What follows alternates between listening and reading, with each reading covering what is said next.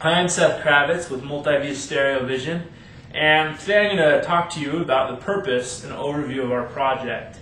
And so the main purpose of our project as Multiview Stereo Vision is to take one camera and using the single camera and create basically a pseudo 3D image, which we're going to represent with a bobblehead figure on a computer screen. And we're going to do that by taking with just one picture through a Fresnel lens array and breaking up that picture and recombining it to make this bobblehead image. And then we're going to implement the facial recognition on these 25 images to also get a stronger match with facial recognition. And so there's really four major points that our group is going to discuss today. And these are the 4 points. First, we're going to be talking about capture control and how we're going to do that, because we want to be able to focus or to control our camera so that it'll be a completely automated process. And so for the whole process to be automated, the capture control is vitally important. The next step that we'll go through is image separation, which will take that image that's taken through a Fresnel lens array of 25 images, then separate it into each individual image, which will be used to create the bobblehead, which is the next point. And the bobblehead will be our main point of the program, which is going to show the real capabilities, which will give us the different viewpoint of the image. And then the last point we'll be talking about is facial recognition. And this facial recognition will help us to once again create a stronger match to an image when facial recognition is necessary. And so this is the overview of our project. And so now we're going to go individually and talk about each of these points, the process that we're taking to complete these goals, and the challenges that we've seen as we've been going through each of these points, and finally kind of where we're standing right now. All right, now I'm going to talk to you all a little bit about the capture control and what we're going to be doing for that. We're using the Nikon D40 digital SLR camera as our camera. We're mainly using this camera because it was readily available to us, which makes it low cost, which is one of the big parts of our project. And this camera is going to be able to be controlled using the Nikon SDK, the software development kit that Nikon provides. We're currently in the progress of working with the SDK to try and make it so it will work with the Qt language, which we are using for the rest of our program, and that will be discussed a little bit later. And the Nikon SDK does have some issues, and the obstacles that we're encountering here is that the header files, which are written in C, do not like the Qt compiler doesn't like the header files. And Qt is C++ language, so we're trying to work through the issues that have come with that. The status of this right now is that we do have it slightly working. We have a capture control program available to us that we've been able to find on the internet as freeware. But we want to be able to specialize it more to our needs, and so we're in the progress of doing that. To test the SDK, what we're going to do is use the various situations that we'll actually be using the camera and basically run through that and make sure our software works correctly with those functions, as it has a very limited specific function as just hit the button on the software and take the picture, along with using the autofocus feature that the camera has. The testing should be fairly straightforward, and there shouldn't really be any major issues with the software once it gets running. Hi, I'm Jefeng Chen, and I'm going to talk about this third part of our project. We are going to building the GUI application by using the Qt programming. Qt programming is a cross-platform application and UI framework.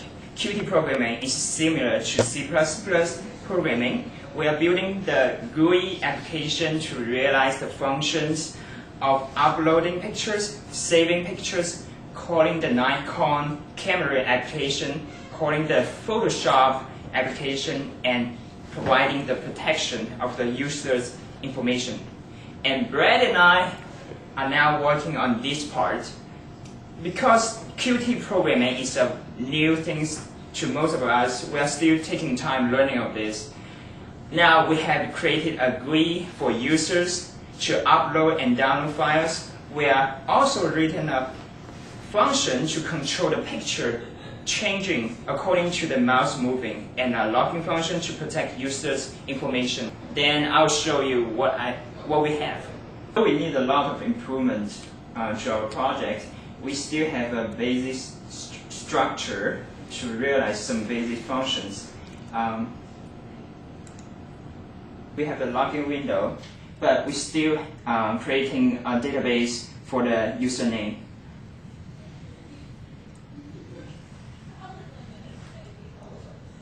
In our main window, we have a load function. User can use the load function to upload the picture by selecting the path they want. And the picture can be switched according to the movement of our mouse to create a pseudo 3D image. With this image, we don't have a standardized image yet, and Brian is working on cutting the standardized image. To test our GUI that Jiafeng has already brought up to us, what we're going to be doing is mostly the best way to learn about a product is let the user test it. We have developed a GUI, so we're going to ask some of our friends, our family, as well as ourselves to just play with the GUI for a few hours each and give us their feedback on it. This will allow us to let us know, if something's broken or if it just doesn't look right or doesn't really fit what the user would like to see. And that allows us to go back in, tweak it to exactly what a market would like to see in the product. We've seen, with the GUI is the user interface, so the user should be able to determine what needs to be done, not necessarily just us as developers, because everything we see, we think we are doing right. I'm going to be talking about our facial recognition part of our project, as this is one of the main keys we've been focusing on the entire time. We're going to be using Luxon software. They're an open source free facial recognition software that offers both 3D and 2D facial recognition. The great thing about this is they do make all their source code available for us so we can edit it how we need it. So if you know anything about facial recognition, there's a few main points to it. As you can see, my perfect face that I've drawn on the board, there's a few parts of the people's face that they can't change. The main one, the bridge of their nose, between the distance between here and here, not changeable. Where their cheekbones are, you can't change. Even with plastic surgery, these things aren't changed. So what Luxon's doing, they're basing everything off the measurement of the center of the nose. They're taking a measurement here, distance to each cheekbone, distance between the eyes, as well as the distance from here to here. And what this will allow is to give you 5 to 6 points of comparison depending on what you turn on and turn off. And in this, you will create a percentage of accuracy. And in creating this percentage of accuracy, you're going to say whether it's a 25% match as opposed to a 100% match.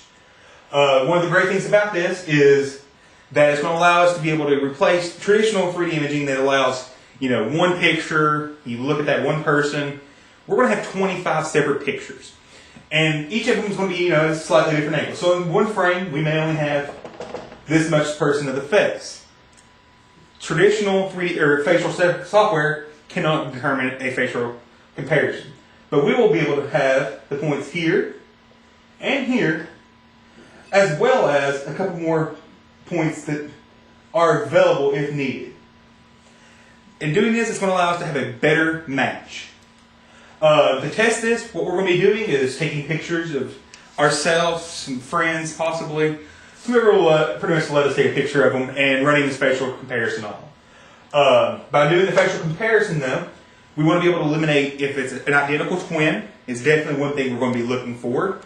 We're going to be looking for to see if it's right 50% of the time or 95% of the time, because with this it's a very big security issue, and we want to be able to guarantee at least a 95% comparison rate, which is going to be a very steep challenge. I'll be talking about the final part of our project, which will be our image breakup, which we're going to do is separate the 25 images in a single picture into 25 separate images. We're also going to resize these and make sure everything matches up as far as where the face location is.